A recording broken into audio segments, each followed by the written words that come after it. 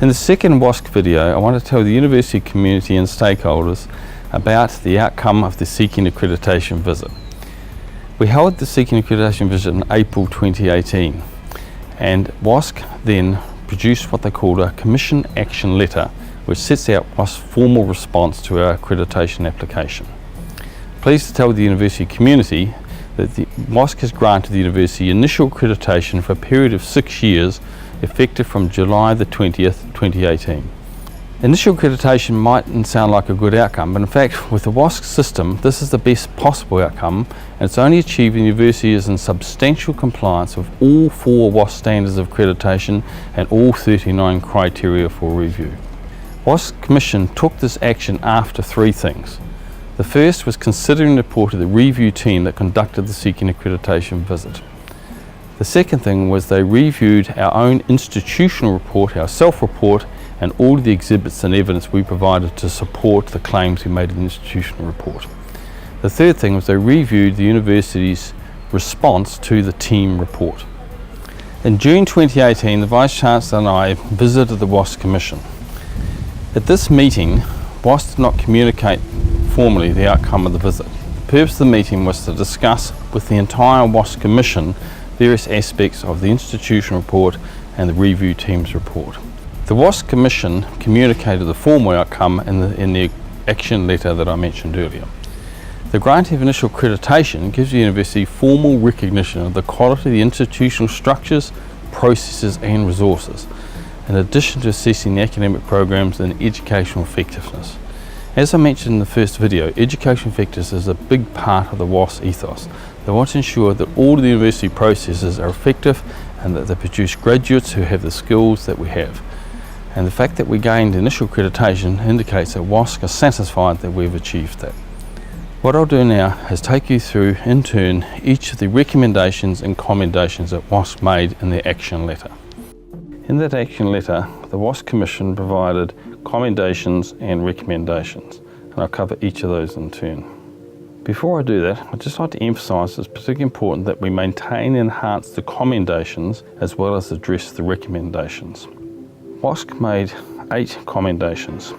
The Commission commended USP in particular for the following: a mission that contributes to the public good through a vision of achieving excellence and innovation for sustainable development of the Pacific Islands. Strategic planning processes that are comprehensive, inclusive key stakeholders, and forward-looking. USP achieved 80% of the 2013-18 strategic plan objectives, with all the objectives tied to budget allocations and results reported on an annual basis. The University Council will initiate a new strategic plan in 2019. The third commendation is awareness of the member countries' vulnerability to the impacts of climate change that have resulted in academic programs and research activities in climate change and sustainable development. USP has taken a leadership role in the dissemination of knowledge and expertise in areas within the Pacific region and internationally. A sustainable financial position, reliable, diversified revenue sources, and alignment of financial planning and the strategic plan. A commitment to continuous quality improvement with regard to curricular development. The note that the university has numerous quality assurance processes to verify the curricula designed, reviewed and revised with high levels of faculty engagement and oversight. USP's program review processes provide an effective mechanism for curriculum improvement. A commitment to the use of standardised course outline templates and common assignments, along with the centralised process of exam moderation and engagement and assessment tasks aligned towards a consistent student learning experience.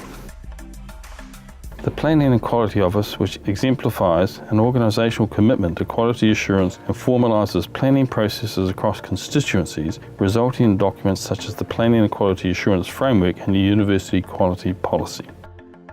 And the final commendation is the Disability Resource Centre that provides support and accommodations and fosters a strong community, continuing to expand accessibility for students with disabilities throughout the region. In addition to making these commendations, WSCUC also made a number of recommendations. Before I go into those recommendations, just emphasise that commendations essentially support the university's proposition that it meets the WSCUC core commitments. And I'll just remind you of those core commitments. There's a core commitment to student learning and success, a core commitment to quality and improvement, a core commitment to institutional integrity, sustainability and accountability. So I think you can see how the 8 commendations are evidence that WSCUC felt that we met those core commitments. WSCUC made 7 recommendations, and I'll go through each of these in turn. The Commission requires the institution to respond to the following issues: to reduce vacancies in key leadership and academic and non-academic staff positions using flexibility and hiring practices. Here they reference CFR 3.1 and 3.8. We need to invest in information technology resources and connectivity to meet the needs of current students and facilitate the planned expansion of distance education delivery. Here they reference CFR 3.5. Thirdly, we need to significantly improve the assessment of student learning outcomes, including the use of direct evidence to assess student achievement of undergraduate program learning outcomes and postgraduate outcomes. The results of the assessment of learning outcomes, along with pass rates and grades, will measure student success. The university should demonstrate student achievement of the 7 graduate outcomes across all undergraduate programs. Here they reference CFR 1.2, 2.3, 2.4 and 2.6. Fourth, we need to demonstrate appropriate rigour and degree programs exemplified, for example, in the grading scale complexity of assignments reflecting a progressively challenging curriculum. Here the reference CFR 2.1. Fifth, we need to develop institutional research throughout the regional campuses to include disaggregated data, standards of performance, internal and external benchmark comparisons. Here the reference CFR 4.2. Sixth, we need to ensure that distance education courses include faculty-initiated regular and substantive interaction with students synchronously or asynchronously via the internet, one-way or on two-way transmissions or audio conferencing. USP needs to differentiate students admitted into distance education programs or to face-to-face programs to ensure comparability of programs using metrics of student success such as student learning outcomes, retention, graduation rates and student satisfaction. Here they reference CFR 2.5. And the 7th and final recommendation is the USP needs to expand the development and training of academic staff, specifically in the areas of effective pedagogy, best practices in assessment and use of data in planning and decision making. Here they reference CFR 3.3. What I want to do now is just tell about what we need to do going forward. We have gained initial accreditation. This is followed by reaffirmation following the next sequence. There's a mid-cycle review to begin in the 1st of May 2021.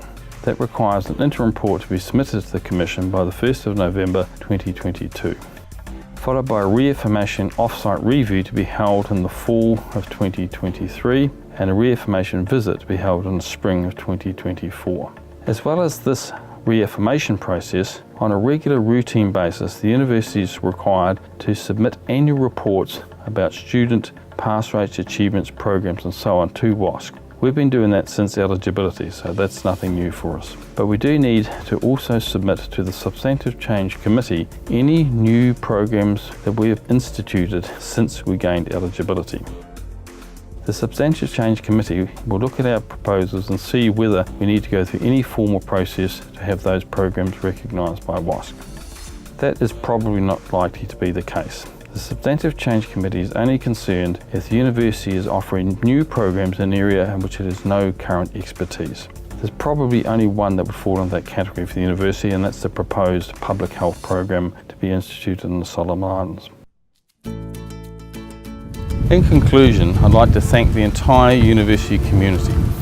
As we mentioned in the initial video, to gain initial accreditation required a whole of institution commitment to the accreditation process. And we felt wonderfully supported by the staff, the management, the students, the alumni and the entire university community. And they were very active in their participation in their journey from initial accreditation. I'd also like to acknowledge Dr. Maureen Maloney from WSCUC Commission, who helped us, together with Prof Keith Roberts, a Fulbright alumni, who helped us understand the whole WSCUC accreditation process and also helped us translate terminology and ideas and thoughts from the American system to the USP system.